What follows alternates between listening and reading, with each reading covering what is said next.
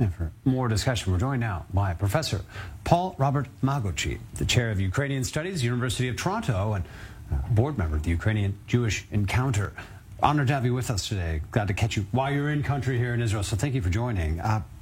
Asking you to put on your geopolitical analyst hat here a bit here, and looking at this war that's now dragged on over 100 days intensively in Ukraine. Why Ukraine? Why was Ukraine seemingly this first target of the Russians, or what made it look like the right target for these Russians? Well, first of all, it's not a new war. This is just the second phase of a war that began in 2014, paused for a while, and now we're in the second phase. And who knows, it may pause again, and then we'll be in a third phase. The simple answer to the question of why Ukraine, Russia, historically, cannot exist without Ukraine. And all the justification that has been given recently is just a reflection of that long-standing attitude that has gone back to medieval period and to the 19th century, the Soviet period, and today. Putin is nothing new. He's just carrying out the will, if you will, of the civilization that he represents, which is the civilization of Russia. Russia cannot exist ever without Ukraine. And for that matter, Belarus as well. And what you're saying, I believe, was reflected somewhat in some of the recent comments by Vladimir Putin. And you mentioned, right, if you ask Ukrainians, they'll rightly point out this war started in 2014, just an intensive chapter of it. But last week, Vladimir Putin sort of referred to his actions in reference to Peter the Great, some of the former, activity of the empire, essentially, justifying and explaining this. So in line with exactly what you're describing here, what do you read about the real goals right now, then, for Vladimir Putin?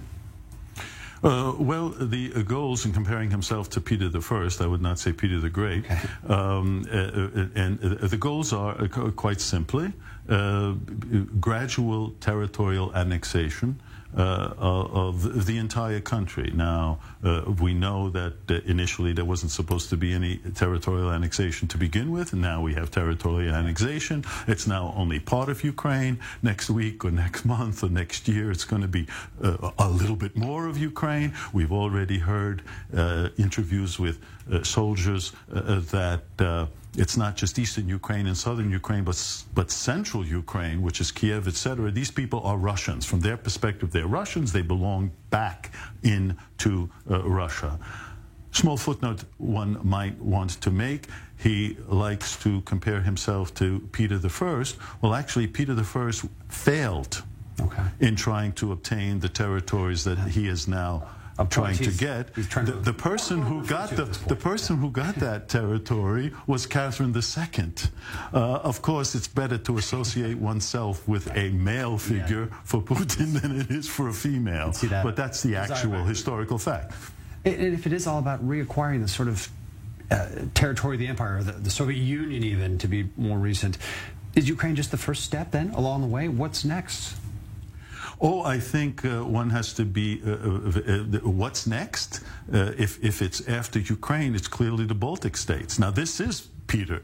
That was his one success. In the South, it wasn't, but he did get these territories. And, of course, the assumption is, this is very important, that these territories, whether in the south, that is along the Black Sea, or even along the Baltic Sea, were always Russian. Well, this is simply not. Russia had Muscovy, and then the Russian Empire, and then the Soviet Union gained these territories at a certain period of time. They were part of another political structure well before. I mean, we can have this discussion. I mean, let's say if Turkey decided to place itself in the realm of being successor to the Ottoman Empire and started invading, the Black Sea was a Turkish sea, and get back Crimea, etc. It's the same justification can be used. So history is used and misused for political purposes, as we well know, throughout history. That's what history is. It's an instrument to help politicians justify what they've decided to do in any case. It's a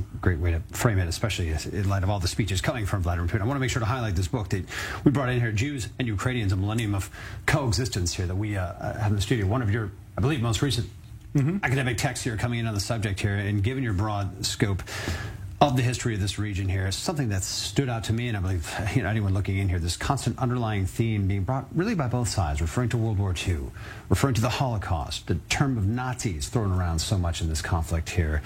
What does it reveal to you about the state of these countries in 2022, or Europe at large? Well, at one level, it reveals the use of slogans that really come to have no meaning after a while. The Soviets had always called any enemy of theirs, and this has they're just doing it again. Yeah. In the form of Russian Federation as opposed to the Soviet Union. But any enemy of theirs was a fascist. It didn't make a difference who, what, how, whatever.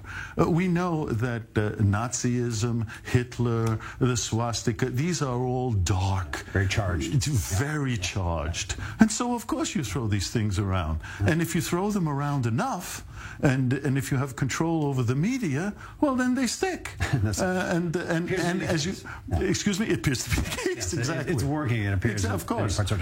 Because that society was already prepped for it. See, this is another thing. Yeah. Historically already prepped. And so now you just lay on this. Professor, I could continue for another hour with you, Professor Paul-Robert Maґочій. Thanks for joining us here on an important subject for all of us. Thank you. My pleasure. We'll be back after another short break here on Zoom, and stay with us.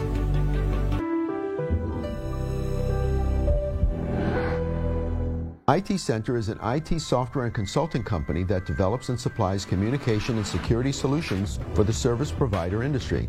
Voices is our unified communications collection of products with a groundbreaking hybrid architecture that grants flexibility and virtually unlimited control.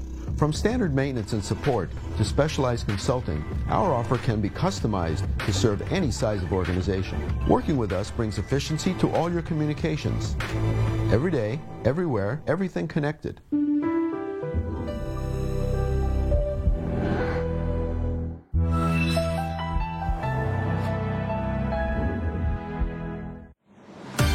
Welcome to the i24News Desk. Now more details on a developing story. Breaking news at this hour. It is history in the making. When news breaks in the Middle East and around the world, our team of experienced journalists are here, around the clock. To keep you up to date with the news of the day. Where it happens, when it happens. Stay tuned and stay informed. Every day on the hour. The heart of the new Middle East. Beats on i24News.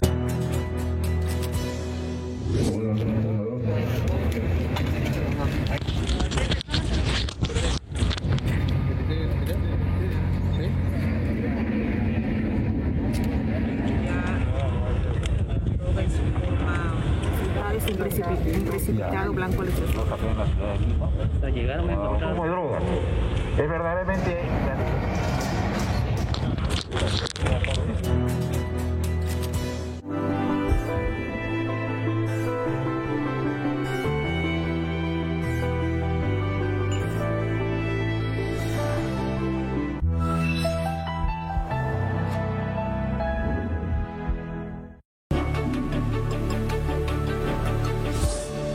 Welcome back to Zoom In. Now, a new study from Tel Aviv University proposes a unique treatment for AIDS. And the researchers say it could eventually be developed into a vaccine or even a one-time treatment for people who've already contracted HIV.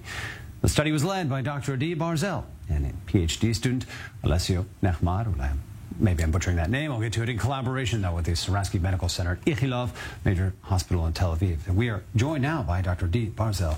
Again, sorry if I did not get the name of your PhD counterpart right here, but I appreciate you coming in here. Of course, you'll be the lead researcher on this. You're senior lecturer at the School of Neurobiology, Biochemistry, Biophysics at Tel Aviv University. If you could explain briefly, but in layman's terms here a bit, just what you accomplished in the study.